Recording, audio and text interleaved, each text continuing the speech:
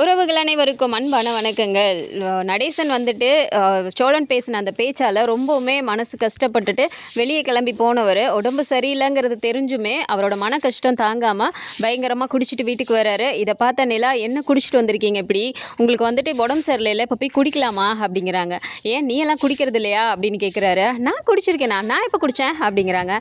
ஏமா, உனக்கு பிடிச்சது நீ தண்ணி குடிக்கிற, எனக்கு பிடிச்சது நான் இதை குடிக்கிறேன், இதெல்லாம் ஒரு விஷயமா அப்படின்னு சொல்லிட்டு அவர் பேசிகிட்டு இருக்கும்போதே சோழன் திரும்ப வந்து அந்த ஆள் குடிச்சிட்டு வந்துட்டாரா, குடிச்சிட்டு வந்தால் இப்படி தான் ஏதாவது பேசிகிட்டே இருப்பார், நீ வா நிலா அப்படின்னு சொல்லி உள்ளார கூட்டிகிட்டு போயிடுறாரு. ஆனால் இந்த ஒரு இடத்துல அவங்களோட அம்மாவை கொன்னது வந்துட்டு நடேசன் இல்லை அப்படிங்கிறது எல்லாமே நீங்கள் உண்மை அப்படின்னு நம்புனீங்கன்னா இப்படி ஒரு மனுஷன் இந்த ஒரு விஷயத்த பண்ணியிருக்க மாட்டார். அவருக்கு பின்னாடி ஏதோ ஒரு மறைக்கப்பட்ட உண்மை இருக்குது அப்படின்னு நீங்கள் நினச்சிங்கன்னா மறைக்காமல் இந்த வீடியோக்கு ஒரு லைக்கை மட்டும் கொடுத்துருங்க. ஆக்சுவலாக அவர் ரொம்பவுமே போதையில் உட்காந்துட்டு இருக்காரு. அப்போது நிலா வந்துட்டு நைட் எல்லாருக்குமே சாப்பாடு எடுத்து வச்சுட்டு இருக்காங்க. அப்போ சாப்பாடு எடுத்து வச்சுட்டு இருக்கும்போதே பார்த்தா எல்லாருமே சாப்பிடவே ஆரம்பிச்சிடுறாங்க. நிலா அப்படியே உட்காந்துட்டு இருக்கும்போது சோழன் பார்க்குறாரு. என்ன நிலா, இன்னும் சாப்பிடாம உட்காந்துட்டு இருக்க அப்படிங்கிறாங்க. இல்லை அங்கிள், இன்னும் சாப்பிடல, டேப்லெட் வேற போடணும், இப்படி குடிச்சிட்டு வந்துட்டாரு, என்ன பண்ணுறது, ஏதாவது எனக்கு ஒரே யோசனையாக இருக்கு அப்படிங்கிறாங்க. நீ அதெல்லாம் விடு நிலா, அந்த ஆள் தெரிஞ்சா தானே வேணும்னு குடிச்சிட்டு வந்திருக்காரு, அப்புறம் நீ போய் மட்டும் இப்போ மாத்திரையை கொடுத்தா மட்டும் மாத்திரை போட முடியுமா, குடிச்சிட்டு இருக்கும்போது மாத்திரை எப்படி போடுறது அப்படிங்கிறாரு. சரி, மாத்திரை போட முடியாது, சாப்பிடாம கூட படுத்திருக்காருல, இருங்க நான் போய் சாப்பாடு கொடுத்துட்டு வரேன் அப்படிங்கிறாங்க. நிலா, ஏன் நிலா, அந்த ஆள் தான் குடிச்சிட்டு இருக்கும்போது தேவையில்லாமல் ஏதாவது பேசுவாருன்னு நான் சொல்கிறேன்ல அப்படிங்கிறாங்க. சோழன், என்ன உங்கள் பிரச்சனை, நான் தானே கொடுக்க போகிறேன், சும்மா ஏதாவது சொல்லிட்டே இருக்கீங்க, அவர் குடிச்சா என்னப்போ, நீங்கள் பேசின பேச்சு அந்த மாதிரி, அவர் உடம்பு சரியில்லைன்னு சொல்லிட்டாங்க பாண்டி, ஆனால் அதுக்கு முன்னாடியே நீங்கள் வாயில் வந்த வார்த்தை எல்லாத்தையுமே அப்படி அள்ளி கொட்டிட்டீங்க. அவர் அப்படி தப்பாக என்ன சொன்னார், இவ்வளோ பெரிய இதை போய் நம்மளால் பண்ண முடியாத ஒரு டாஸ்க்கு போய் சொல்லிட்டு வந்திருக்கீங்க. 25 லட்சம் ரூபாய் பணம், அது இல்லாமல் 30 சவரன் நகை, இதெல்லாம் வந்துட்டு நம்ம எல்லாருமே சேர்ந்து சம்பாதிச்சா கூட 6 மாதத்தில் பண்ண முடியாது, அதை போய் அண்ணன் கொடுப்பாருன்னு சொல்லிட்டு வேற நீங்கள் அங்கே சொல்லிட்டு வந்திருக்கீங்க.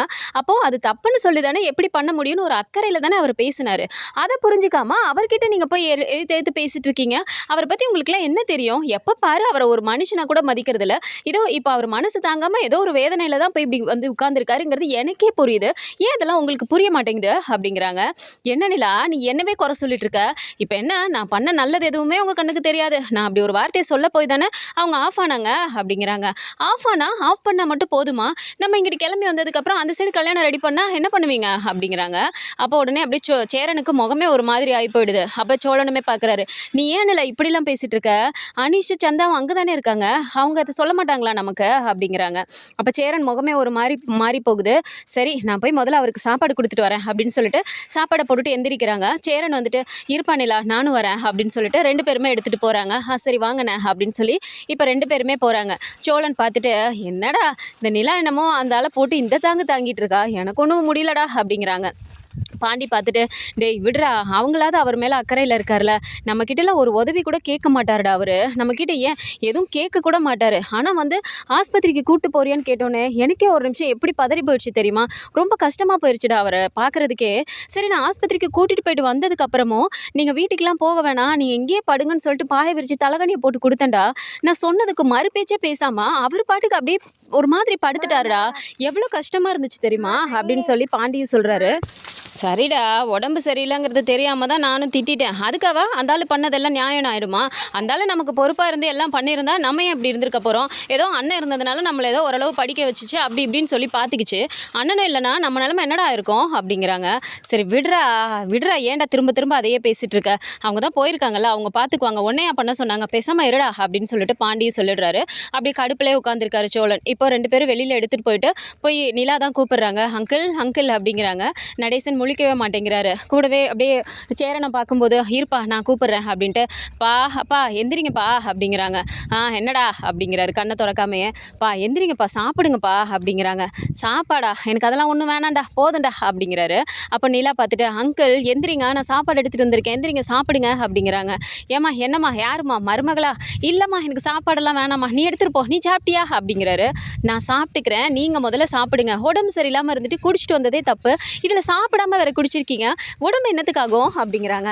அட போமா, இதுக்கு மேலே இந்த கட்டை இருந்தால் என்ன இல்லாட்டி என்ன அப்படிங்கிறாரு. ஏன் அங்கிள் இப்படி பேசிகிட்டு இருக்கீங்க அப்படிங்கிறாங்க. அதெல்லாம் ஒன்றும் இல்லைம்மா, எனக்கு சாப்பாடெலாம் வேணாம், நீ எடுத்துகிட்டு போறியா அப்படிங்கிறாரு. அப்போ சேரனுமே அப்படியே பார்த்துட்டு, பா உங்கள் நல்லதுக்காக தானேப்பா நிலா சொல்லிட்டு இருக்கு, எந்திரிச்சு சாப்பிட்டு படுத்துக்கங்கப்பா, வயிறு என்னத்துக்கு பாவும் அப்படிங்கிறாங்க. அட என்னடா 2 பேரும் சேர்ந்து இப்படி என்னை பாடாப்படுத்துறீங்க அப்படிங்கிறாங்க. இப்போ என்ன உங்களை பாடாப்படுத்திட்டாங்க, உடம்பு கெட்டு போயிடும், சாப்பிடுங்க, ஏற்கனவே உடம்பு சரியில்லைன்னு தானே சொல்லிட்டு இருக்கோம் அப்படிங்கிறாங்க. அப்போ நடேசன் எழுந்து அப்படியே உட்கார்றாரு. உட்கார்ந்தவர் நிலா போய் சாப்பாடை கொடுத்து சாப்பிடுங்க அப்படிங்கும்போது அப்படியே நிலாவையும் பார்க்குறாரு, சாப்பாட்டு தட்டையுமே பார்த்துட்டு ஒரு மாதிரி அவருக்கு கண்ணெல்லாம் கலங்குது. அப்படியே ஒரு மாதிரி கண்ணு கலங்கி அழுக ஆரம்பிச்சிடுறாரு. அப்போ நிலா பார்த்துட்டு, அங்கிள் அழுகுறீங்களா அப்படிங்கிறாங்க. அப்போவுமே ஒரு மாதிரியே இருக்கும்போது சேரன் பார்த்துட்டு, பா என்னப்பா, அவன் தான் ஏதோ தெரியாமல் பேசிட்டான், உங்களுக்கு தெரியும்லப்பா, எதுக்குப்பா அதை போய் பெருசாக எடுத்துகிட்டு நீங்கள் போய் இப்படி குடிச்சிட்டுலாம் வந்துட்டு அழுகாதீங்கப்பா அப்படிங்கிறாங்க. ஏன்டா சேரா, உனக்கு தெரியும்லடா, உனக்கு தெரியாமல் எதுவுமே நடக்கலை, உன்கிட்ட நான் எல்லா விஷயமும் உனக்கு தெரிஞ்சு தான் நடந்துச்சு. அப்படி இருக்கும்போது என்னை பார்த்து இப்படி ஒரு வார்த்தை அவன் சொல்லிட்டானடா, எனக்கு என்னால் தாங்கிக்கவே முடியலடா, அது மனசு கேட்காம தான் நான் போய் குடிச்சிட்டு வந்துட்டேன் அப்படிங்கிறாங்க. நிலாவுக்கு ஒன்றுமே புரியல. என்னண்ணா என்ன சொல்லிட்டு இருக்காரு, எதுக்காக அவர் போய் குடிச்சாராம், சோழன் பேசினதுக்காக தானே அவர் ஒரு மாதிரி கடுப்பாகி எந்திரிச்சு போனார், அப்போது அதனால தான் குடிச்சாரா அப்படிங்கிறாங்க. பா அதெல்லாம் ஒன்றும் இல்லைப்பா நிலா, நீ விடுப்பா அப்படிங்கிறாங்க. அண்ணன் ஏதோ ஒன்று அவர் சொல்கிறாரு, உங்களுக்கு அந்த விஷயம் தெரியும்னு சொல்கிறாரு, அப்போது நீங்கள் அதை என்கிட்ட மறைக்கிறீங்க அப்படி தானே, அப்போ நான் இந்த வீட்டில் ஒரு ஆள் இல்லை அதை தானே சொல்ல வரீங்க அப்படிங்கிறாங்க. பா நிலா ஏன்பா நீ இப்படிலாம் பேசுகிற, அதெல்லாம் ஒன்றும் இல்லைப்பா, நம்ம அப்புறமா பேசிக்கலாம் அப்படிங்கிறாங்க. உடனே நடேசன் பார்க்குறாரு. மடி என்ன தவறி பெருசாப்பா தெரிஞ்சுக்க போகிற, ஒன்றும் இல்லை, நீ ரொம்ப நாளாக என்கிட்ட கேட்டுகிட்டே இருந்தியே இந்த வீட்டில் நடக்கிறது என்ன, நீங்கள் தான் அதை பண்ணீங்களா அப்படியா இப்படியானு ஓயாமல் கேள்வி மேலே கேள்வியாக கேட்டுகிட்டே இருந்தீல, இங்கே வாமா இங்கே உட்காரு, உங்ககிட்ட இன்றைக்கி நான் மனசு விட்டு பேச போகிறேன் அப்படிங்கிறாங்க. சேரனுக்கு அப்படி பதறி போயிடுது. அப்பாப்பா வேணாம்ப்பா, அதெல்லாம் நீங்கள் அமைதியாக இருங்கப்பா, முதல்ல நீங்கள் சாப்பிட்டு படுங்கப்பா அப்படிங்கிறாங்க. நிலா அப்படி பார்க்குறாங்க. ஆனால் என்ன அங்கிள் ஏதோ சொல்ல வராரு, நீங்கள் சொல்ல விடாமல் தடுக்கிறீங்க, என்ன விஷயம், என்ன நடக்குதோ எனக்கு ஒன்றுமே புரியல அப்படிங்கிறாங்க. டே சேரா, இப்போ என்னடா அதுக்கு தெரியாத விஷயம் என்ன இருக்க போகுது, அதுவும் நம்ம வீட்டில் ஒரு ஆள் தானே, அவனுங்க தான் சரியான முட்டா பயலுக, என்னை பற்றி புரிஞ்சிக்காதவனுங்க. ஆனால் இந்த பொண்ணு அப்படி இல்லைடா, என்னை பற்றி அது புரிஞ்சிக்காமல் இருந்தப்பயே என் மேலே கொஞ்சம் பாசமாக அக்கறையாக தான் இருந்துச்சு, ஆனால் என்னை பற்றி மெல்ல மெல்ல தெரிஞ்சுக்க ஆரம்பித்தோன்னே என் மேலே பெரிய மதிப்பு மரியாதையை நிலா வச்சிருக்கு, என்னம்மா அப்படி தானே அப்படிங்கிறாங்க. அங்கிள் நான் என்றைக்கு உங்ககிட்ட மதிப்பு மரியாதை இல்லைன்னு நான் சொல்லியிருக்கேன், உங்ககிட்ட நல்லா தானே பேசுகிறேன் பழகுறேன், யார் என்ன சொன்னால் என்ன, நான் உங்களுக்கு ஒரு நல்ல மருமகளாக எல்லாமே பார்த்து பார்த்து பண்ணுறேன்ல அப்படிங்கிறாங்க. மடி நான் எப்பம்மா இல்லைன்னு சொன்னேன், நான் அதெல்லாம் சொல்லவே இல்லையே அப்படிங்கிறாரு.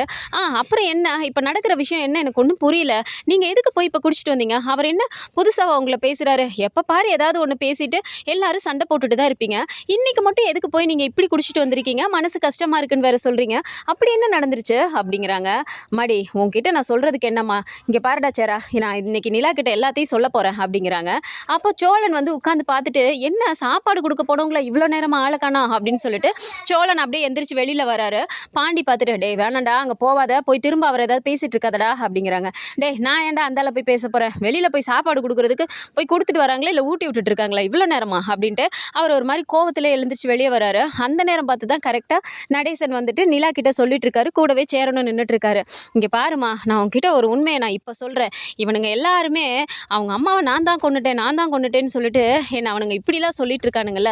ஆமாம்மா நான் ஜெயிலுக்கு போனேன் தான், ஏன் ஊருக்காரனுங்க எல்லாருமா சேர்ந்து என் பொண்டாட்டியை நான் தான் கொண்டுட்டேன்னு சொன்னானுங்க, இவனுங்களும் அதையே நம்பிட்டானுங்க, கூடவே என் பொண்டாட்டியோட அண்ணன் அதான் நீ அன்றைக்கி ஊருக்கு வந்தப்போ பார்த்தியே அங்கே இருந்தான்ல என்கிட்ட வந்து அப்படி வீராப்பா நின்னானே, ஊருக்காரனுங்களே நம்பாதப்பா, அவன் அந்த ஊர்லேருந்து இங்கே வந்தவன், அப்போ அவனும் இவனுங்க சொல்கிறதானே நம்புவான், எல்லாருமா சேர்ந்து நான் தான் உண்மையாகவே அதை பண்ணுனேன்னு நினச்சிட்டானுங்கம்மா, வேறு என்ன பண்ணுறது, பிள்ளைங்க எல்லாம் சின்ன சின்ன பிள்ளையாக இருக்குது, அதனால் சேரங்கிட்ட சொல்லி நீ தாண்டா பார்த்துக்கணும், அம்மாவும் இல்லை நானும் இருக்க முடியாத சூழ்நிலையாக இருக்குது, அதனால் பார்த்துக்கடான்னு அவன்கிட்ட நான் சொல்லி சத்தியம் வாங்கிட்டு தாம்மா போனேன், என்கிட்ட பண்ணி கொடுத்த சத்தியத்துக்காக தான் அவன் தம்பிங்களா அவ்வளோ பாசத்தோட என்னோட இடத்துல இருந்து அவன் பார்த்துக்கிட்டாமா அப்படின்னு சொல்கிறாரு.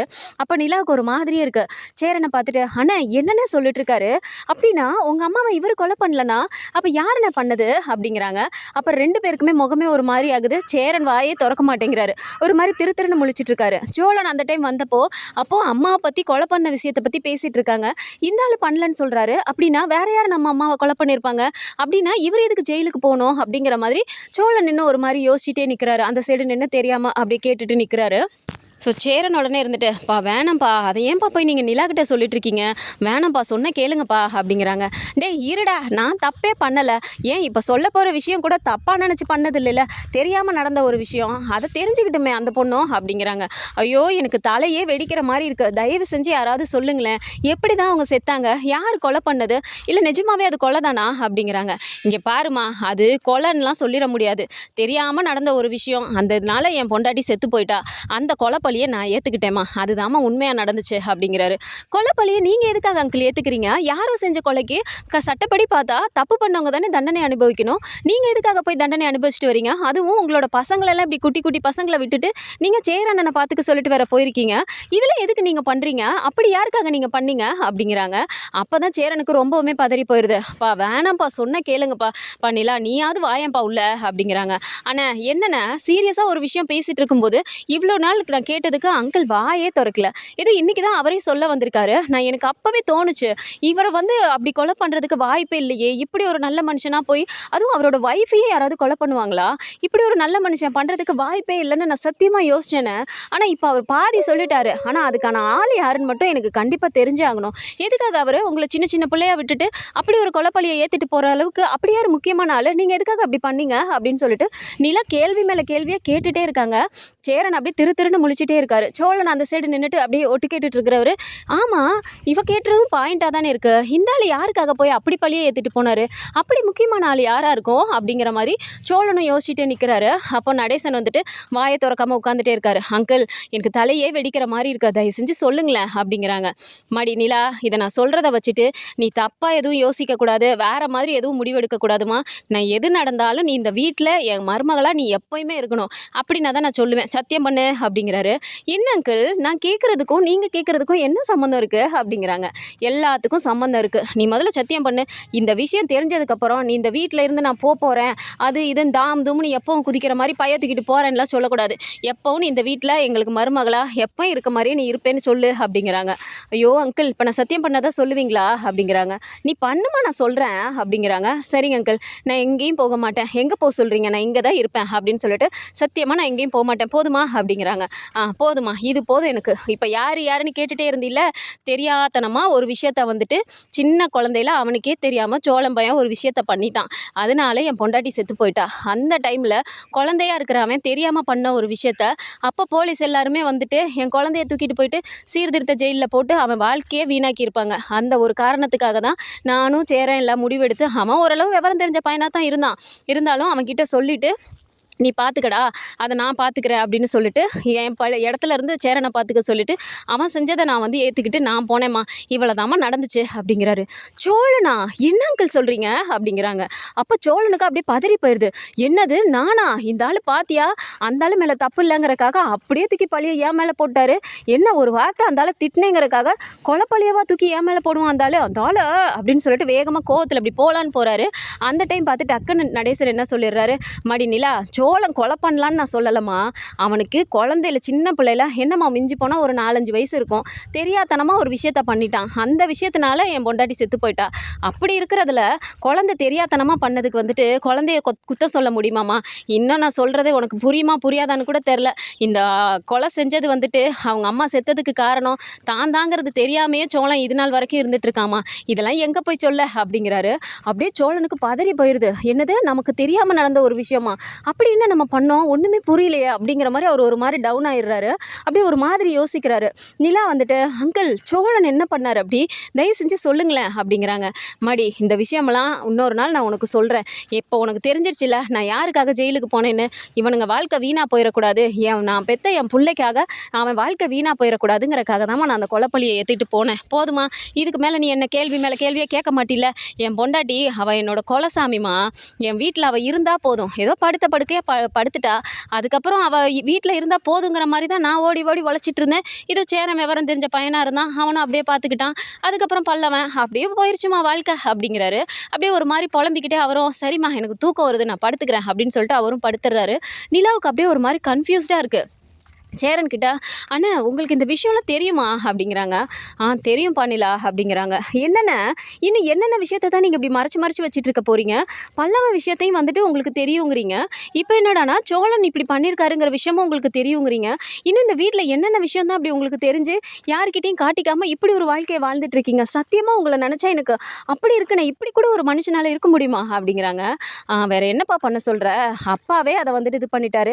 அவன் ஏதோ தெரியாத வயசில் அப்படி அறியாமல் பண்ணிட்டான்ப்பா, என்னப்பா பண்ண முடியும் அப்படிங்கிறாங்க. அண்ணே, அவரு தான் சொல்ல மாட்டேங்கிறாரு. அப்படி சோழன் என்ன தான் பண்ணாரு? குழந்தையில அவர் தெரியாமல் பண்ணதாவே இருக்கட்டும், அதுக்காக அவங்க இறந்து போகிற அளவுக்கு ஒரு விஷயம் நடக்குதுன்னா அப்படி என்ன தான் நடக்குது அப்படிங்கிறாங்க. "நிலா, நீ நினைக்கிற மாதிரி பெருசாக அப்படிலாம் ஒன்றும் இல்லைப்பா. அவன் ஒரு 4-5 வயசு இருக்கும்ப்பா, சின்ன பையன்தான்.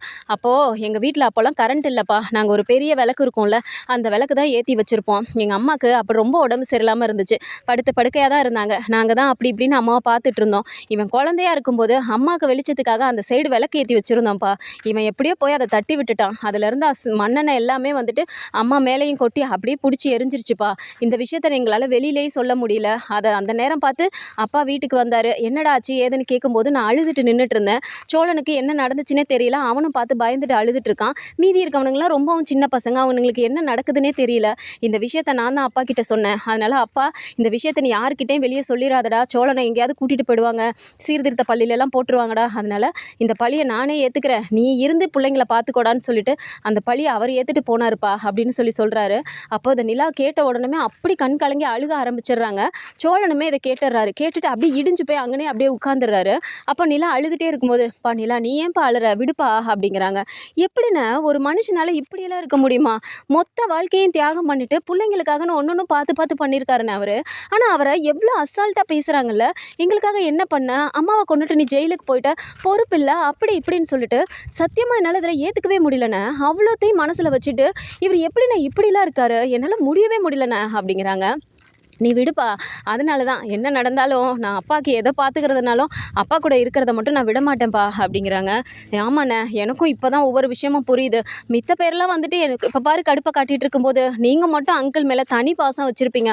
அதை நான் வந்த நாள்லேருந்தே கவனிச்சிட்டு இருந்தேனே அப்படிங்கிறாங்க. சரி விடுப்பா, இந்த விஷயத்த தயவு செஞ்சு யார்கிட்டையும் சொல்லிடாதப்பா. முக்கியமாக சோழங்கிட்ட இதை பற்றி கேட்டுறாதப்பா. அவனுக்கு இது தெரியாமல் நடந்த ஒரு விஷயம். அப்போ நம்ம தான் இதுக்கு காரணமாக நினச்சா அவன் ரொம்ப உடஞ்சி போயிடுவான்ப்பா. எப்படி அவர் மேலே கெட்ட பேருன்னு வச்சு இது பண்ணிட்டாங்க, அதை அவரே ஏற்றுக்கிட்டாரு. நீ போய் எதுவும் கேட்டு இதை எதுவும் சொல்லிக்காதப்பா. பல்லவன் விஷயத்தை எப்படி நீ இது வரைக்கும் மனசுலேயே வச்சுட்டு இருக்கியோ அதே மாதிரி இதையும் வச்சுக்கோப்பா அப்படின்னு சொல்லிட்டு இப்போ நிலா கிட்ட சொல்லிடுறாரு. சரிண்ணா, இப்போ எழுந்து நிலாவும் சேரனும் உள்ளே வராங்க. உள்ளே வந்தால் சோழன் வந்து இவங்க வரதை பார்த்தோன்னே நேராக எழுந்து போயிடுறாரு. அப்போ பாண்டி பார்த்துட்டு, டே என்னடா அவங்க தான் சாப்பாடு கொடுக்க போயிட்டு இவ்வளோ லேட் ஆக்குறாங்கன்னு சொல்லிட்டு ஊட்டி விட்றாங்களான்னு சொல்லி நீ கத்திட்டு போன, இப்போ நீ இவ்வளோ லேட்டாக வர, நீயும் போய் என்ன அவர் கூட்டி விட்டு வந்தியா அப்படிங்கிறாங்க. சோழன் எதுவுமே பேசாமல் அப்படியே அமைதியாக உட்காந்துருக்காரு. அப்போ பல்லவனும் பாண்டி ஒருத்தர் மாற்றி ஒருத்தர் பார்த்துக்கிறாங்க. என்னென்ன கோவமாக எந்திரிச்சு போச்சு, இப்படி வந்து உம்முன்னு உட்காந்துருக்கு அப்படின்னு பல்லவன் கேட்குறாரு. அதான்டா எனக்கு ஒன்றும் தெரியலையே அப்படின்ட்டு. டே சோழா, என்னடா கனவு கண்டுட்டு இருக்க, என்னாச்சு அப்படிங்கிறாங்க. அதெல்லாம் ஒன்றும் இல்லைடா அப்படிங்கிறாங்க. சரி உட்காரு சாப்பிடு அப்படிங்கிறாங்க. இல்லைடா எனக்கு பசிக்கல, சாப்பாடு வேணாம் அப்படின்ட்டு சோழன் எழுந்து பின்னாடி போய் உட்காந்துக்கிறாரு. நிலா பார்க்குறாங்க. என்னாச்சு சோழன் சாப்பிட்லையா அப்படிங்கிறாங்க. என்னன்னு தெரிலங்க, அவன் தான் எந்திரிச்சு வெளியே வந்தான். இப்போ நீங்கள் போய் ரொம்ப நேரம் ஆச்சே, என்னாச்சுன்னு பார்க்கலான்னு வெளியே வந்தான். திருப்பி இப்போ உள்ளே வந்தவன் பசிக்கலன்னு சொல்லிட்டு அவன் பாட்டுக்கு எந்திரிச்சு போயிட்டாங்க அப்படிங்கிறாங்க. அப்படி நிலாவும் ஒரு மாதிரி பார்த்துட்டே இருந்துட்டு, சரி நீங்களாம் சாப்பிடுங்க, எனக்கு ஒரு மாதிரி இருக்கு, நான் போய் படுக்கிறேன் அப்படிங்கிறாங்க. என்னங்க நீங்களும் சாப்பிடலையா அண்ணி, என்ன நீ அப்படின்னு சொல்லிட்டு பல்லவனும் கேட்குறாரு. இல்லைடா பல்லவா, எனக்கு பசிக்கல, ஆனால் நீங்கள் சாப்பிட்டு படுங்க அப்படிங்கிறாங்க. இல்லைப்பா எனக்கும் பசிக்கல அப்படின்னு சேரனும் சாப்பிடாம போயிடுறாரு. இப்போ பாண்டிக்கும் பல்லவனுக்கும் ஒன்றுமே புரியல. என்னென்ன ஆளாளுக்கு சாப்பிட எல்லாருமே உட்காந்துட்டு இப்போ வேணான்ட்டு போகிறாங்க, என்னென்ன நடக்குது அப்படிங்கிறாங்க. எனக்கும் சத்தியமாக ஒன்றும் புரியலடா பல்லவா, விடு காலையில் எதுவாக இருந்தாலும் பேசிக்கலாம் அப்படிங்கிறாங்க. ஸோ இந்த மாதிரி சோழனுக்காக வந்துட்டு தான் வாழ்க்கையவே தியாகம் பண்ணிட்டு இந்த மாதிரி ஒரு கெட்ட பேரை வாங்கிட்டு பிள்ளைங்களுக்காகன்னு வாழ்கிற ஒரு மனுஷன் தான் இந்த நடேசன் அப்படின்னு இந்த மாதிரியான கதைக்களம் வந்தால் நல்லா இருக்கும்னு நினச்சிங்கன்னா மறக்காமல் நம்மளோட சேனலை சப்ஸ்கிரைப் பண்ணிக்கோங்க. அண்ட் வீடியோ பிடிச்சிருக்கு அப்படின்னா சின்னதாக லைக் மட்டும் கொடுத்துருங்க. தேங்க்ஸ் ஃபார் வாட்சிங்.